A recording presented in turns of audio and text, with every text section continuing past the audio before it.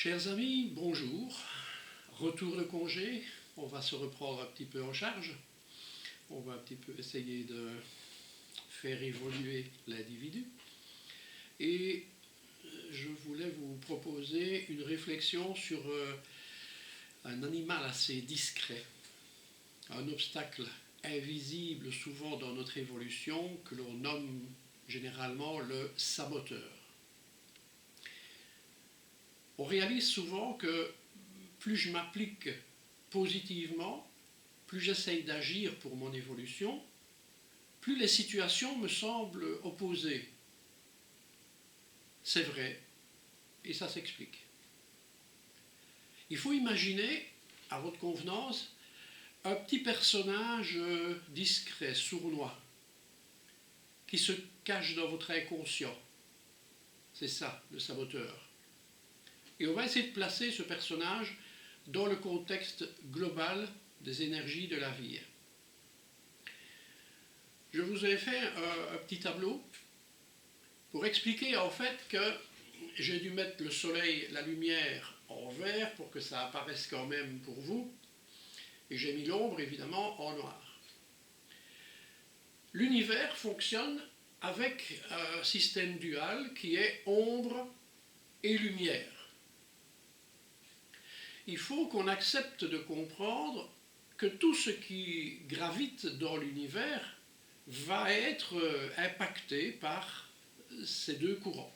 Et donc, notre âme, elle possède à la fois de l'ombre et à la fois de la lumière. Et elle va venir dans un être biologique qui va lui aussi comporter de l'ombre et de la lumière. Lorsque l'on s'incarne, l'âme vient pour apporter évidemment son positif, mais surtout libérer ces zones d'ombre, libérer ces aspects les moins valorisants, les moins positifs. Et elle entre évidemment dans une famille qui, elle aussi, possède des effets ombre et des effets lumière. Deux ombres et lumière ne peuvent qu'engendrer un bébé qui va lui aussi posséder ces deux vibrations, ombre et lumière, puisqu'il va grandir dans un environnement complètement nourri par ces deux vibrations, par ces deux énergies. Et dans les premiers temps, puisque le bébé, il est passif au départ, il ne peut pas agir sur sa vie déjà, il va donc être fortement impacté par les énergies familiales et, on va dire en communication interne, par son âme.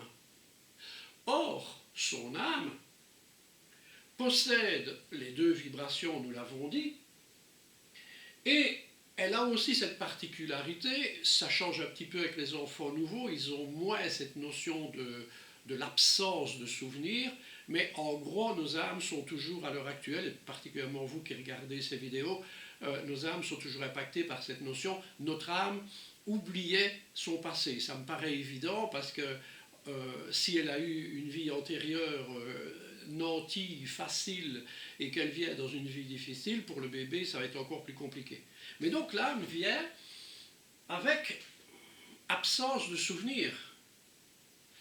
Mais elle possède quand même les vibrations en elle. Les vibrations sont imprimées. Alors comment est-ce qu'elles se sont imprimées? Les épreuves qui ont été vécues, celles qui sont positives, sont imprimées positives, donc elles ne vont pas se heurter, entre guillemets. Mais lorsque nous allons vivre au présent une épreuve qui engendre une mémoire douloureuse, déjà, nous pouvons réveiller la mémoire, si ça nous arrive à 15, 20, 30 ans, on peut réveiller une mémoire d'un passé actuel dont on ne se souvient pas, mais on peut aussi réveiller cette information dans l'âme. Donc, qu'est-ce qui va se passer à ce moment-là? La mémoire douloureuse va engendrer ce qu'on va appeler un saboteur. Et le saboteur va utiliser les informations de l'inconscient actuel et de l'inconscient de l'âme avec ce jeu permanent entre attente et espoir et de l'autre côté vécu et souvenir. Je vous prends un exemple. Quelqu'un a peur du vide. Mais j'ai eu des thérapies avec ça, enfin une ou deux thérapies avec ça. Cette personne n'a pas le souvenir, et on ne s'en est pas vanté à l'époque, que bébé, par un moment de distraction de maman, ce bébé est tombé de la table allongée. Souvenir qui est calé dans l'inconscient. Ou bien, ou on peut ajouter les deux, rejoindre les deux, dans une vie antérieure, j'ai eu une thérapie aussi avec ça, un monsieur a été poussé du haut d'une falaise par une société qui lui en voulait pour des raisons XY que nous n'allons pas faire. Donc il y a une mémoire douloureuse de, d'ailleurs, la société qui me jette dans le vide, et une mémoire douloureuse de on devait veiller sur moi, on m'a oublié un instant et je suis tombé, donc me voilà avec la peur du vide. Et il n'y a rien dans le conscient et dans le souvenir, parce que comme le bébé n'a rien, la maman va avoir tendance à oublier aussi, elle a déjà souffert assez à l'instant où elle l'a vu. Donc voilà comment un saboteur peut s'installer, tu vois, on comptait sur toi, ou tu vois la société, ce qu'elle t'a fait.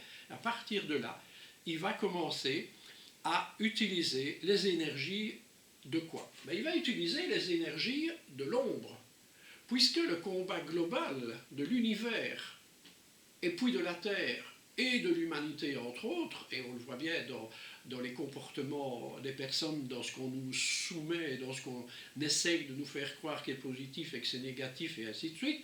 Donc ce jeu, si on fait attention, positif, négatif, ombre, lumière, il est là tout le temps. Là, vous imaginez, repartez un peu dans vos souvenirs, le grillon, Jimmy Cricket avec Pinocchio. Mais c'est ça, en fait. Le principe, c'est ça.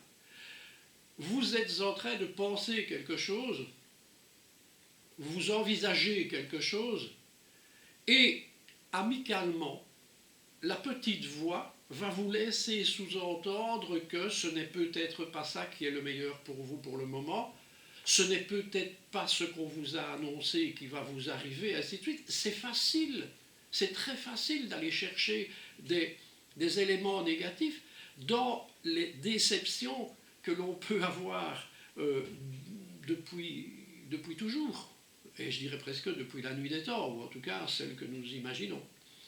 Donc qu'est-ce qui se passe? Le petit Jimmy Cricket, là, son avantage, c'est qu'il est dans l'ombre, sans jeu de mots, il est dans l'ombre et il connaît tous vos désirs, il connaît vos valeurs, il connaît vos espoirs, mais il connaît surtout aussi vos doutes et vos faiblesses, vos dualités, vos incertitudes. Et donc, ça va vraiment travailler, et l'image qui m'est apparue au-delà de Jimmy Cricket, ça m'est vraiment venu comme étant la notion du pervers narcissique. Il ne dit rien, mais il vous dit quand même. Il ne vous empêche pas, mais il vous fait quand même comprendre qu'il ne faudrait pas, et puis tout doucement, il vous isole, il vous enferme dans quelque chose. Donc en fait, il va utiliser vos richesses, vos valeurs, vos désirs, vos forces, en les confrontant, mais toujours de manière inversée, et toujours de manière perverse, à vos doutes, vos peurs, vos faiblesses, aux souvenirs les plus secrets, les plus profonds, et même d'ailleurs des souvenirs dont vous ne vous rappelez pas, puisque ce que notre âme a vécu, notre être biologique, physique, mental, émotionnel ne l'a pas vécu. Et donc, il va aller chercher dans tout ça, et il va agir sur vos états d'âme, vos comportements, vos sensations. Il y a encore plus puissant que ça.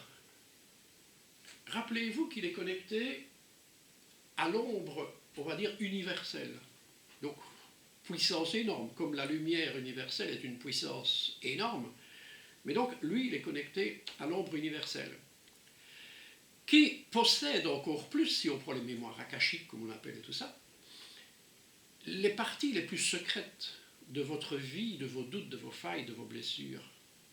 Celles que l'on croit avoir mis de côté, qu'on a travaillé, parce que je peux vous certifier que c'est assez fréquent, et ça m'est arrivé aussi, je suis aussi impacté par ça, comme tout le monde, à croire qu'on a libéré quelque chose, qu'on a fini quelque chose, et puis à un moment donné, clac, il réapparaît. Ben oui, parce qu'il y a peut-être encore un truc un peu plus ancestral qu'on n'a pas mémorisé, ou bien l'âme a peut-être encore une version que l'on n'a pas mémorisée. Et donc, c'est un peu comme un poignard, par exemple, qui laisse une cicatrice. Les blessures sont cicatrisées, mais rappelez-vous qu'elles restent toujours impactées dans l'univers akashique et plus près de nous, dans notre inconscient. Le saboteur est en contact avec toutes ces énergies négatives. Non-négation, ce qu'il y a éventuellement autour de nous, et au bout de course, ce qui vient directement de l'univers. Ça veut dire que, par cette notion de l'univers, l'énergie négative est capable d'impacter quelque chose qui n'est même pas proche de vous. Donc vous allez, vous, agir, vous allez faire quelque chose, vous allez sortir de l'environnement, entre guillemets, négatif dans lequel vous vous trouvez, ou celui qui vous perturbe le plus et tout ça. Mais l'univers est capable d'aller chercher quelque chose ou quelqu'un ou une situation autre part. Il ne faut jamais oublier que c'est toujours des rapports, un est nécessaire à l'autre, l'autre est nécessaire à un. Et donc, il ne faut pas s'étonner que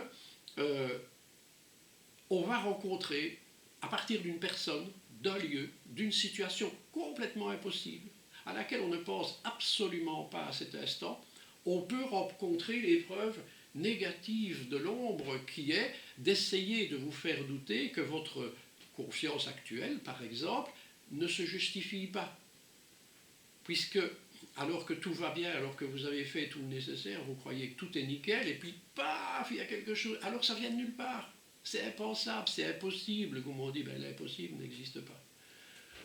Et donc, de la même manière, c'est une phrase qu'il faut vraiment retenir, de la même manière que la lumière nous aide et nous propose des chemins positifs, il faut savoir que l'ombre sait nous attirer et nous faire rencontrer des personnes et des situations douloureuses et donc à nos yeux négatives, alors que tout est toujours une expérience, mais c'est comme ça qu'on va le vivre prioritairement.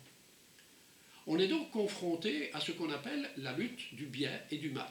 On est d'accord, de nouveau, vous regardez ce qui se passe dans la société, il y a une lutte pour le moment extrêmement puissante de positifs négatifs qui s'opposent. Et là, les gens, l'humanité, pour le moment, est en train d'ailleurs de s'opposer elle-même. Ceux qui pensent d'une manière, ceux qui veulent croire que, ceux qui ne veulent pas croire que, c'est énorme, cette lutte qui se fait ici. Et donc, à partir du moment où vous allez éveiller votre lumière, mais plus vous éveillez votre lumière, et ça c'est le côté que les personnes qui se travaillent, qui ont déjà entrepris des démarches et tout ça, c'est la partie la plus difficile à comprendre, plus je me travaille, plus j'ai l'impression que j'attire des charges négatives. Mais en fait non, c'est pas vraiment ça. Votre évolution lumière perturbe l'ombre. Et elle cherche à tout prix à continuer d'exister. Donc pour continuer d'exister, il faut qu'elle arrive à étouffer votre lumière. Et donc on est dans cette lutte permanente. L'ombre devient perverse, sournoise, dans les coups portés. Et donc elle va chercher des choses impensables, imprévisibles, inimaginables, même parfois. Il ne faut jamais oublier un grand principe. La lumière se propose, l'ombre s'impose.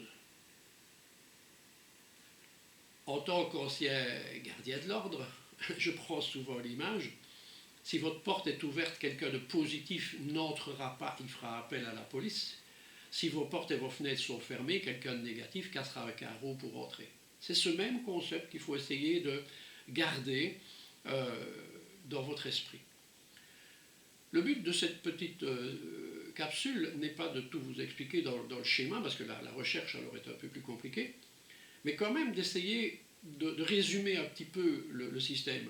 Donc, au départ, l'âme a été attirée à venir dans un environnement familial, social et compagnie qui va lui apporter les épreuves qu'elle doit travailler. Donc, le bébé naît d'un environnement, que ce soit les chromosomes et que ce soit le schéma de vie autour de lui, qui correspond à certains éléments à travailler similaires à ce que l'âme a choisi de venir chercher. Ce n'est pas elle qui les crée, elle vient dans l'environnement où elle va les rencontrer. À la suite du phénomène de l'oubli de l'âme dans un premier temps, ça éveille un souvenir diffus dans un bébé qui ne sait pas s'exprimer. Donc il ne sait pas comprendre pourquoi il vit ses mal-être si on ne s'occupe pas bien de lui ou ceci, cela, ou s'il a un accident, entre guillemets, il ne comprend pas ces choses-là. Et il ne faut pas oublier que Jimmy Cricket est toujours là pour déjà lui monter la bourriche et lui faire penser que, ben oui, tu regardes, on te dit qu'on t'aime, mais regarde, on dit qu'on te protège, mais regarde. Et donc, cette lutte, elle est permanente.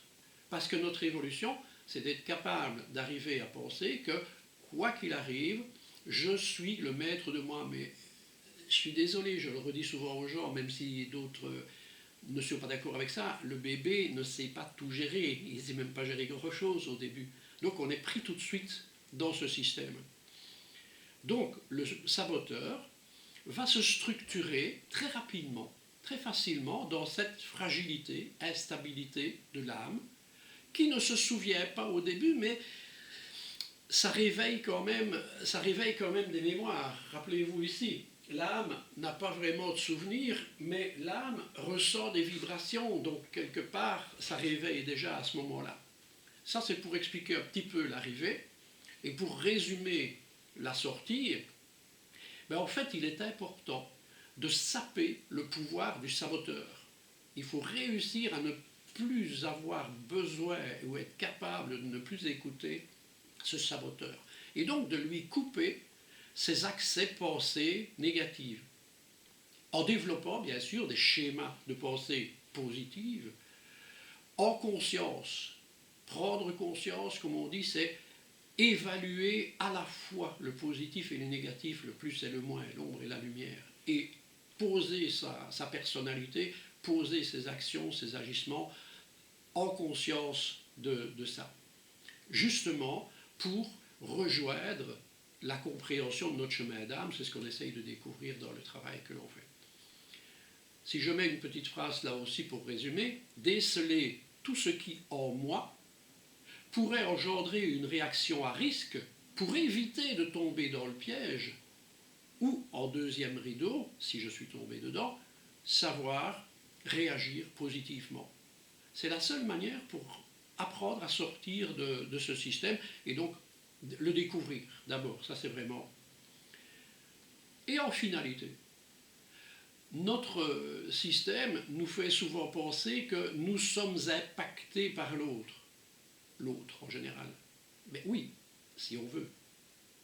Parce que quoi qu'il se passe, on peut arriver à un moment donné, c'est très compliqué, c'est un travail énorme à faire, à ne pas se laisser impacter par le sabotage que notre petit personnage, là, notre Jimmy Cricket, aura mis sur l'autre face à nous. Être capable d'anticiper, de dire, ok, là moi je dois réagir comme ça, je me retire et je vais essayer d'analyser ça plus tard, toujours à tête reposée. Comme je vous conseille d'écouter ceci, de l'éteindre comme je vais le faire dans un instant, et puis de vous laisser reposer et de laisser cette information passer. À tout bientôt. Ciao, ciao.